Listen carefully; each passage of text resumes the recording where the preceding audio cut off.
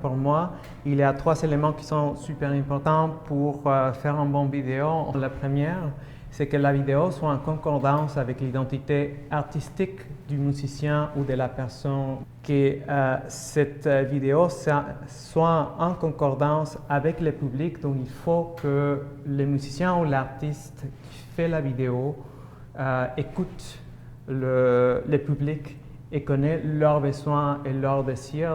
Et la dernière chose, je dirais que c'est la concordance avec les propos du vidéo.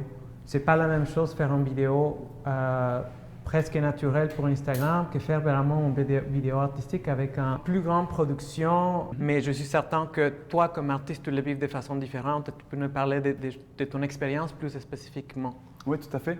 Ben, c'est sûr que moi, mon expérience, elle est surtout concentrée sur les activités que j'ai fait avec mon groupe Collectif Neuf. Et donc on est dans un univers de musique de chambre. Et donc c'est vraiment ça qu'on a essayé de partager avec le public depuis bientôt 10 ans. Rapidement, on a été intéressé par partager la musique qu'on joue à travers une formule vidéo. Et ça nous a ouvert des portes beaucoup dans la manière de penser notre image, de penser qu'est-ce qu'on dégageait visuellement, au-delà de ce qu'on dégage, de ce qu'on présente musicalement. Et donc ça, c'est un aspect qu'on a voulu toujours mettre en avant, l'aspect des interactions entre les musiciens. C'est ce qui définit vraiment le setup de musique de chambre, vraiment. Puis ces interactions-là, les personnalités, les individus qu'on peut entendre sur un enregistrement audio, mais qui sont vraiment mis en valeur dans un contexte vidéo. Donc ça, c'est toujours un point qu'on essaie de présenter clairement, c'est qu'on reconnaisse les gens, qu'on voit qui joue la musique et comment le groupe interagit à l'intérieur du groupe. Comment sont ces interactions-là? Dans ton site internet et un petit peu sur tes réseaux sociaux, ce que je vois, c'est que vous avez clairement deux styles de vidéos que c'est super intéressant. Le premier, c'est vraiment beaucoup plus convivial. C'est comme si vous nous invitez en fait à partager la musique avec vous parce que vous êtes dans un patio ou c'est quelque chose de plus naturel où on ne voit jamais un ensemble comme ça. Mais vous avez aussi un format qui est plus sérieux avec des images beaucoup plus léchées, plus travaillées. Tu peux m'expliquer un petit peu c'est quoi d'abord la pensée derrière de faire chaque vidéo? Est-ce que c'est le même public ou c'est des publics différents? C'est quoi l'idée de faire deux vidéos qui ne se ressemblent pas en fait, qui ont deux visions différentes? Ben, c'est sûr qu'il y a une question de longueur de la vidéo. Ce n'est pas la même approche si c'est une vidéo qui dure 5 minutes ou si c'est une vidéo qui dure 40 ou 50 minutes. Dans une version plus courte, on peut être plus facilement concentré sur certains aspects visuels ou d'occupation de l'espace ou de qu'est-ce qu'on propose visuellement. Sans être redondant. On ne perd pas l'attention du spectateur en 5 minutes, même si on a peu d'éléments à proposer. Par contre, si on est dans un format plus long, ben c'est là où c'est un autre défi, je pense, pour garder l'attention du spectateur pendant 1 heure de temps. Derrière un écran, ce n'est pas le même rapport que quand on est sur une scène avec le public juste en face. Donc, je pense que c'est important d'aller chercher d'autres outils. Et puis le fait de ne pas être sur une scène en face d'un public et d'avoir juste une caméra dans un lieu qu'on peut choisir avec d'autres critères, ben vraiment ça ouvre d'autres portes. Ça ouvre d'autres portes, donc ça nous amène à réfléchir à comment on peut exploiter les options qui sont maintenant disponibles. Ce n'est pas les mêmes options sur une scène que pour un format vidéo. Donc ça ouvre plein de possibilités. Est-ce qu'il y a des plateformes qui se sont ouvertes par rapport à la création des vidéos artistiques, par exemple? Est-ce que ça a ouvert des autres possibilités? Oui, ben on est vraiment au début de ce changement. Jusqu'ici, on était très actifs en concert, live, en tournée. Et la partie vidéo était quand même présente, mais moindre que ce que c'est aujourd'hui, où maintenant on a vraiment le temps de se consacrer à ça. Et donc c'est l'occasion de penser les choses autrement. Ça prend un niveau de qualité qui est au-delà de ce qu'on peut faire pour 5 minutes de vidéo. Donc c'est sûr que je pense que c'est important d'avoir une attention particulière là-dessus. Et là, on apprend vraiment au jour le jour parce qu'on n'a pas vraiment fait ça jusqu'ici. Donc pour ce qui est de la diffusion, je ne peux pas te dire encore vraiment, on espère que ça va nous ouvrir des portes de cet ordre-là. Mais ça reste à voir dans notre cas. Je ne pourrais pas te répondre tout de suite.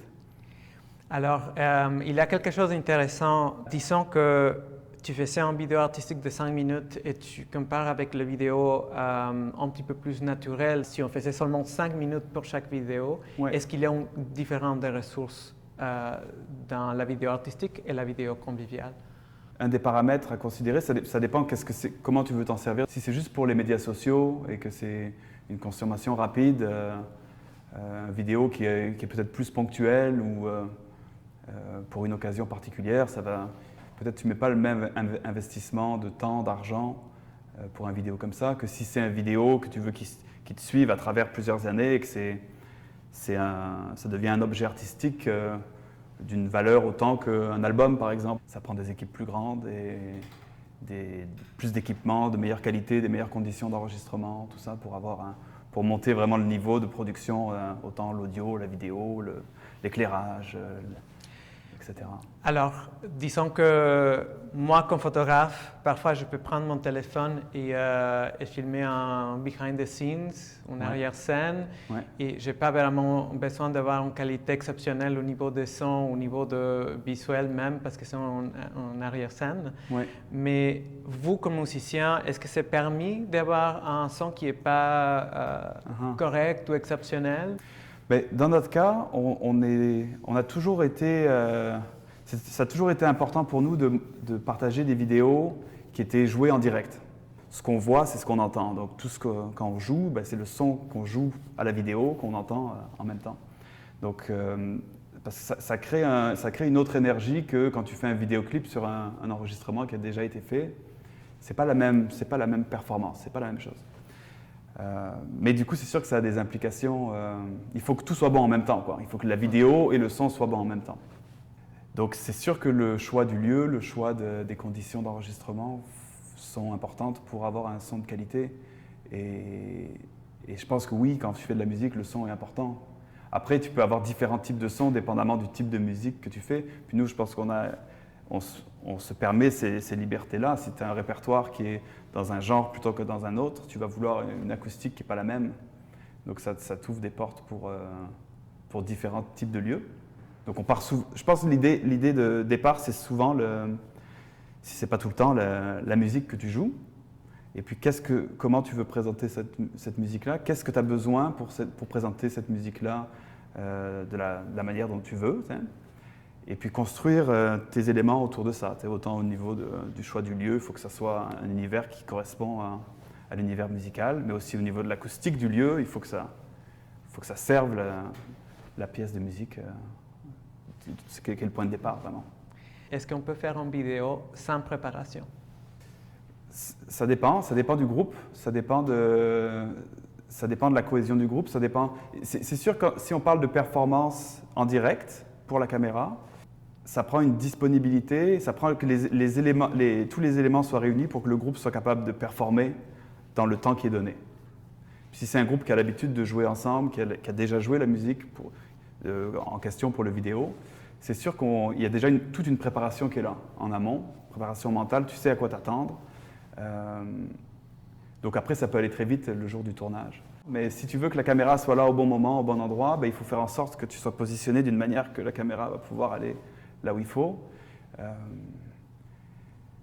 Donc ça prend de la préparation, c'est sûr. Nous, dans notre expérience, ce qu'on a remarqué, c'est que tu peux pas faire... C'est différent pour une vidéo que pour un enregistrement d'album, où quand c'est juste l'audio, tu peux plus facilement faire des petites sections que tu vas remettre ensemble après. Puis tu vas faire 1 fois, 2 fois, 3 fois, parfois plus, 5, 6, 7, il n'y a pas de limite là. Quand il s'agit juste de l'audio. Quand il s'agit de la vidéo, tu veux aussi garder une spontanéité au niveau corporel, au niveau des réactions, du visage, de l'interaction. Donc nous, en général, on fait 1 fois, 2 fois, 3 fois et c'est pas mal ça, on s'arrête à ça. Donc ça prend de la préparation pour être capable de dire après 3 fois, c'est fini. Ouais.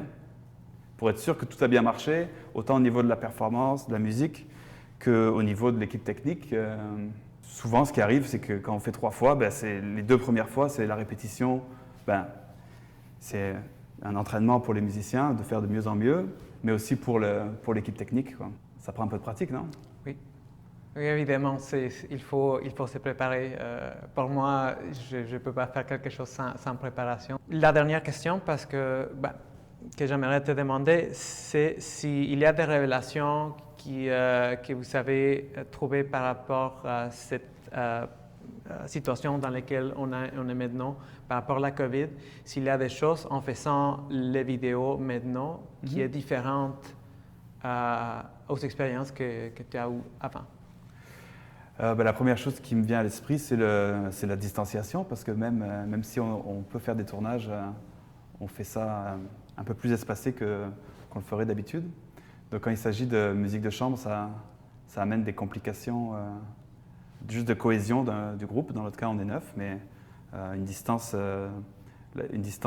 plus espacée que notre disposition habituelle, ça rend les choses quand même plus compliquées. Donc ça prend un peu plus de pratique, ça prend un peu de temps pour s'acclimater à ça.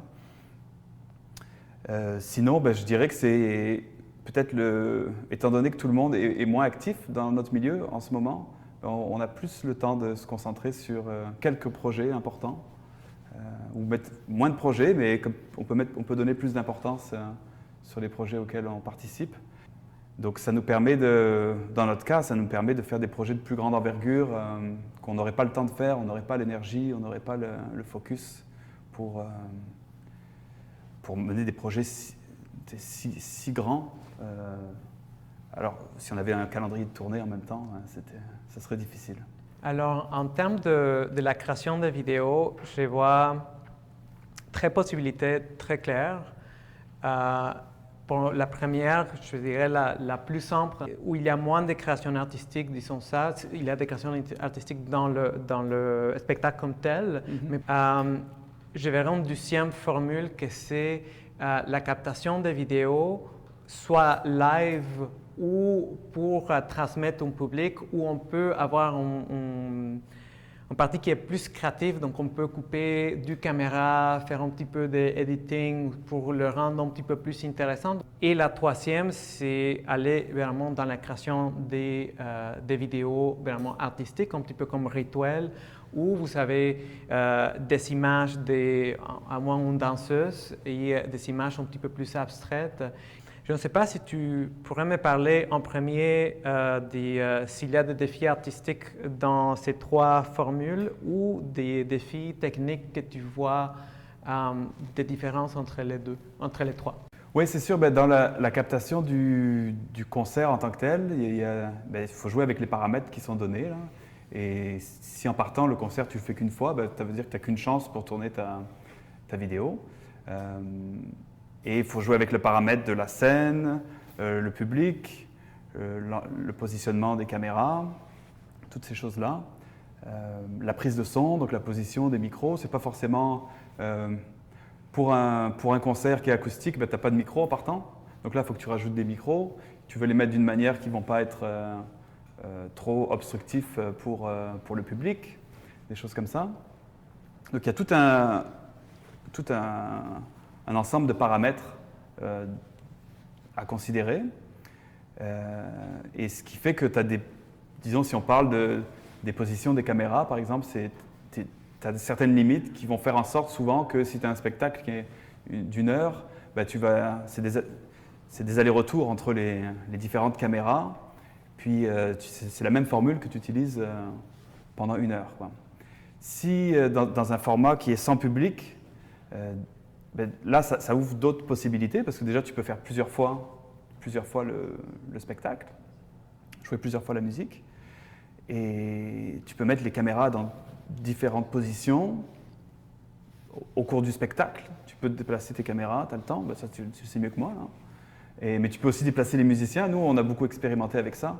Et chaque nouvelle disposition amène un nouvel angle visuel.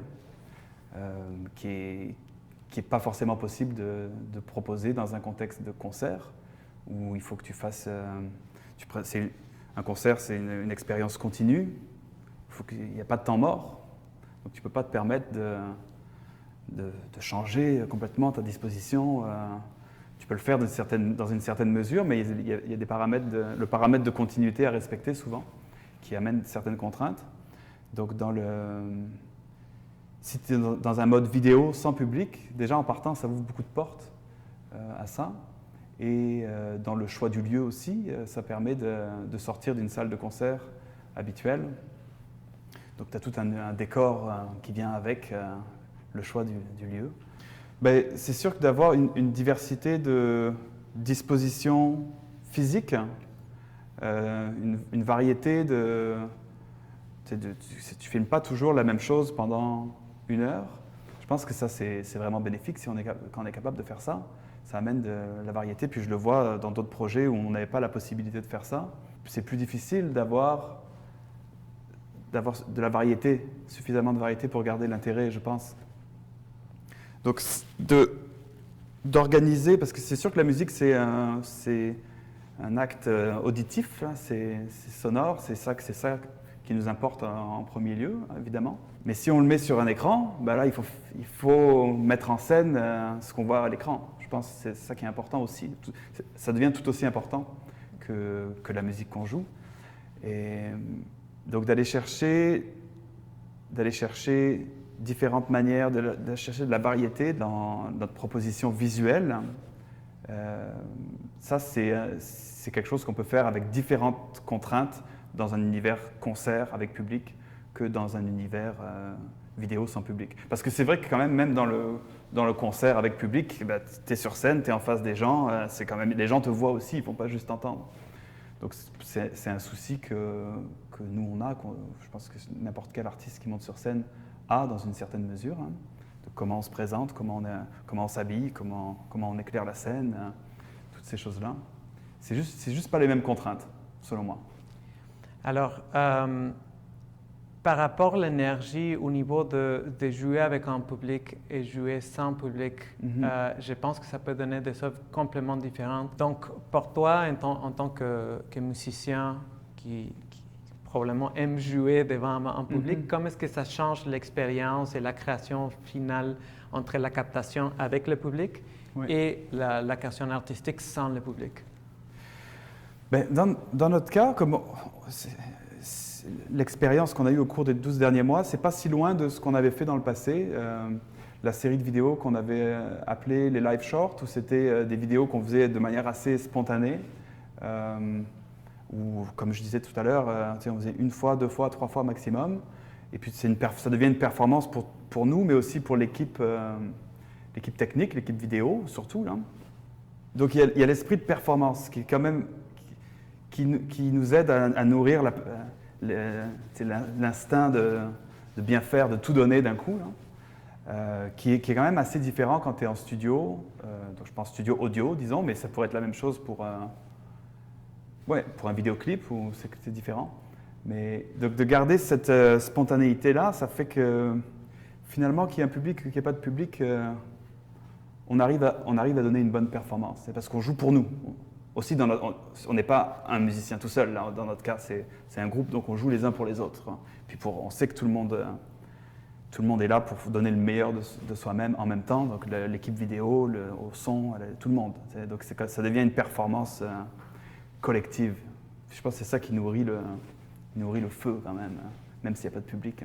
Comment est-ce que tu conçois la traduction de l'audio, de la musique au visuel? C'est quoi votre processus pour penser aux images qui vont représenter votre musique? Ben, c'est sûr que dès qu'on s'éloigne de la performance telle quelle des musiciens, après ça c'est un travail de collaboration avec une équipe, avec un réalisateur, avec des partenaires. Et là c'est un travail d'échange, de collaboration et d'échange d'idées, de propositions d'idées. Donc là, les idées viennent d'un bord comme de l'autre. Et après, il n'y a pas de secret, mais c'est d'avoir la chance de trouver les bonnes personnes pour collaborer et puis de tomber en phase, quoi. Tu dois le voir aussi dans tes collaborations. Il y a des gens avec qui ça va cliquer, d'autres où ça va être moins instinctif peut-être. Donc, je ne sais pas si tu peux me parler en fait de l'autre côté. Comment est-ce que tu vois ça? Comment est-ce que tu approches un réalisateur ou un photographe, un créateur visuel pour exécuter ta vision, pour évoquer votre musique? Ça prend une connexion. Je pense que c'est très important de trouver les gens avec qui il y a une connexion qui n'est pas forcément juste musicale, mais qui est dans la manière humainement, quoi, une connexion humaine et artistiquement aussi, éventuellement. Hein. Et ensuite, moi j'ai l'impression qu'on devient meilleur collaborateur avec les années, hein, avec l'expérience. Surtout qu'on apprend de plus en plus la pratique de l'autre, en fait. Et on devient une éponge plus. C'est pas deux entités complètement différentes qui se rencontrent. Il y a comme une phase d'échange et puis on se comprend sur un certain terrain, on trouve les mots pour se parler de ton langage vidéo, de mon langage musical. Et donc ça se développe sur le temps, dans une rencontre, je pense, mais aussi dans notre carrière, dans notre apprentissage, mon apprentissage de la vidéo, de ton travail. Là, moi, je trouve ça fascinant. Je pense que ça prend un intérêt aussi, un intérêt dans la pratique de l'autre. C'est sûr que ça peut être difficile d'exprimer ce qu'on imagine, ce que j'imagine comme vidéo. Si j'ai jamais vraiment travaillé avec des vidéastes, pour décrire ce que j'aimerais comme plan ou quoi, c'est pas forcément évident au début là, quand t'as jamais fait ça. Mais c'est ça, je pense, d'avoir la curiosité de connaître la pratique de l'autre. Je pense que c'est essentiel pour... parce que si tu es juste intéressé à faire une captation de ton concert, et que tu n'as pas vraiment d'intérêt pour le média vidéo, la captation risque d'être plus traditionnelle parce que toi, si tu n'as pas trop d'informations, tu vas peut-être pas prendre trop de risques non plus et tu vas faire quelque chose de plus standard. Et si tu as une idée plus précise de ce qui est possible de faire avec l'image, avec la caméra ou avec le montage, à ce moment-là, on peut aller plus loin, je pense. Puis c'est pareil pour la prise de son aussi, on parle beaucoup de vidéo, mais c'est d'avoir cette curiosité sur comment tu veux que la sonorité de l'ensemble soit. Est-ce que c'est la même chose pour telle ou telle musique, dans tel ou tel espace? Mais au niveau du son aussi, on a beaucoup expérimenté avec c'est pas le même son du début à la fin, d'une pièce à l'autre, ça change. Puis ça, on s'en rend pas compte si on porte pas attention probablement, mais ça contribue à amplifier le caractère de chaque pièce de musique qu'on présente. Et c'est ça, l'identifier clairement, autant au niveau visuel qu'au niveau sonore. Mais ça, pour avoir ce travail-là de recherche, ça prend un intérêt pour ça, pour pouvoir communiquer avec les collaborateurs et puis les orienter dans une voie ou dans une autre. Hein. Alors, j'ai deux questions. Une question. La première, c'est comment est-ce qu'on peut établir des liens de confiance avec ton réalisateur? Et je veux vraiment entendre ta version en étant musicien.